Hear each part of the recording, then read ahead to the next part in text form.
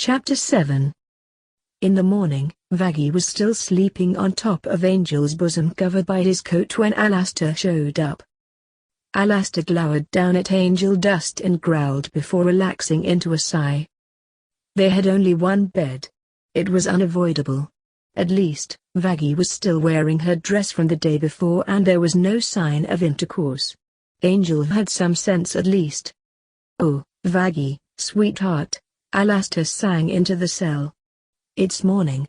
And do I have a surprise for you?" Vaggie groaned in irritation as she rolled over on Angel's chest, sat up, and looked at Alastor. Her eyes instantly grew as large as a saucer. Alastor was dressed in traditional male clothing from El Salvador. White collared shirt. White pants. Red ascot. Everything.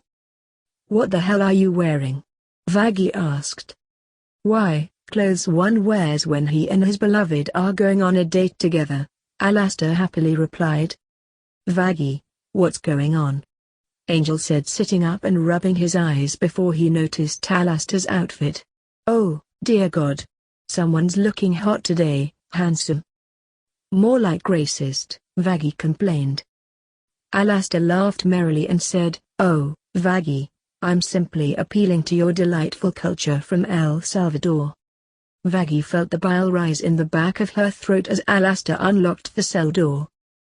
Alastor opened the cell door and said, "Come along, Vaggie. We need to get you cleaned up." Vaggie glared at Alastor as she stood up, keeping Angel's coat wrapped around her as she gingerly walked towards the open cell door. Angel stood up behind her, but Alastor said, "Oh, no, Angel.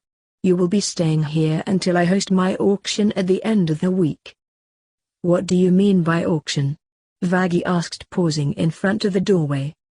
"All will be explained during our date today, my darling," Alastor said, beckoning her with one hand to leave the cell.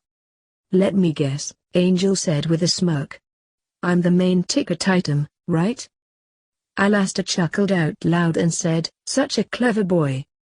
Vaggie's eyes flashed in fear for a second before she walked up to Alastor and yelled, "What the fuck is wrong with you?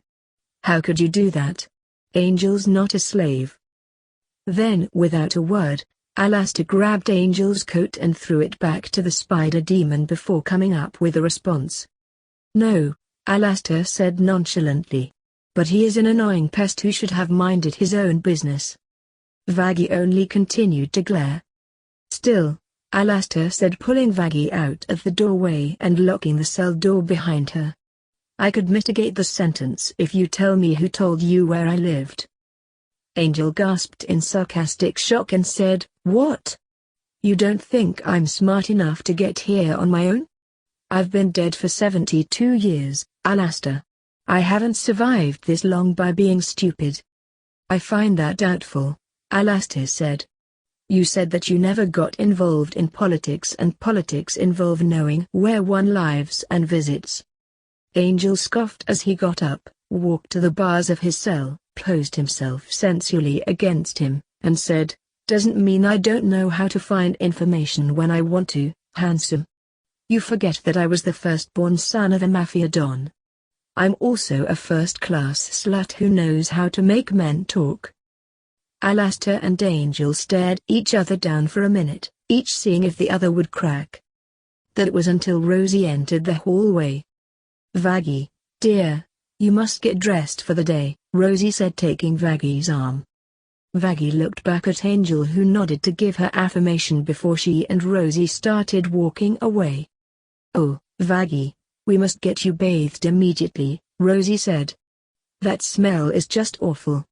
"We'll see you soon, Alastor." Alastor nodded to Rosie and turned back to see Angel silently smirking. "You gonna say something, Stag? Or shall we just keep gazing into each other's eyes?" Angel asked. "Nothing too much," Alastor replied with a proud smirk. "Other than your family will love to see you again." Angel's eyes flashed in a panic for a second, but by the time he gained his composure, Alastor had already walked away.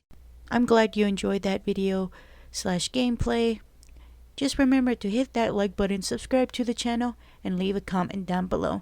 Until next time, goodbye!